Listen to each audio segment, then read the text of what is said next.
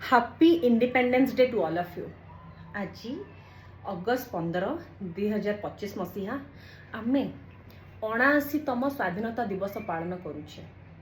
विभिन्न स्कूल और कॉलेज रो छोटरू बड़ जाए सहर और ग्रामर सड़क धाड़ी बांधी चलुथिबार दृश्य, विभिन्न स्थान रे जातीय पताकार जयध्वनि रे मुखरित हेउथिबार दृश्य, दिल्ली रो लाल किला रे प्रधानमंत्री द्वारा जातीय पताका उत्तोलन हेउथिबार दृश्य, देश रे विभिन्न राज्य रे सदर महकुमा रे और विभिन्न अनुष्ठान रे नेतृमंडली एकत्रित होई भाषण प्रसंग रे प्रतिश्रुति देवार दृश्य, मिष्टान्न बंटन, केउठी पुरस्कार और मानपत्र देशर योग्य व्यक्ति मानकु देउथिबार दृश्य बहुत खुशी लगे।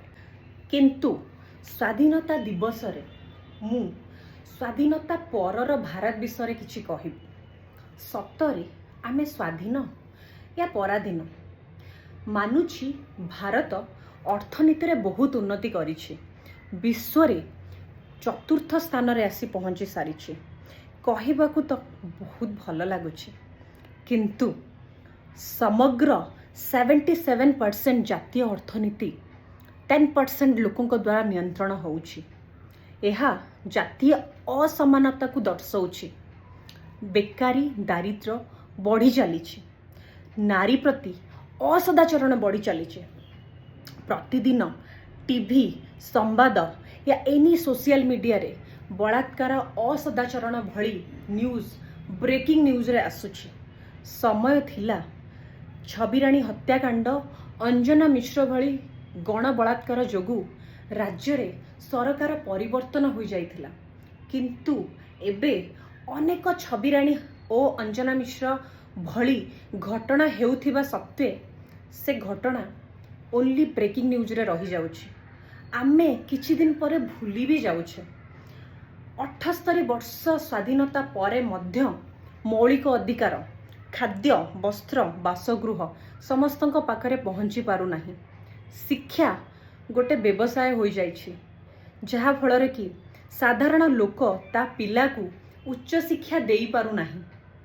बस स्टैंड स्टेशन रे छोट छुआ बुढ़ा बुढ़ी अईठा पत्र गोटे खाइबा भिक मागिबा यही सब दृश्य वास्तविक हृदय विदारक। ट्रेन पछरे गोड़े गोड़े छुआ माने और बुढ़ा बुढ़ी माने चा बिकिबा भली दृश्य देखिले बहुत कष्ट लगे। बासहरा लोक फुटपाथ रे अंडरपास रे शीत खरा वर्षा सही सोही रहिबा ये सब देखि लागे सतरे आमे स्वाधीन या पराधीन।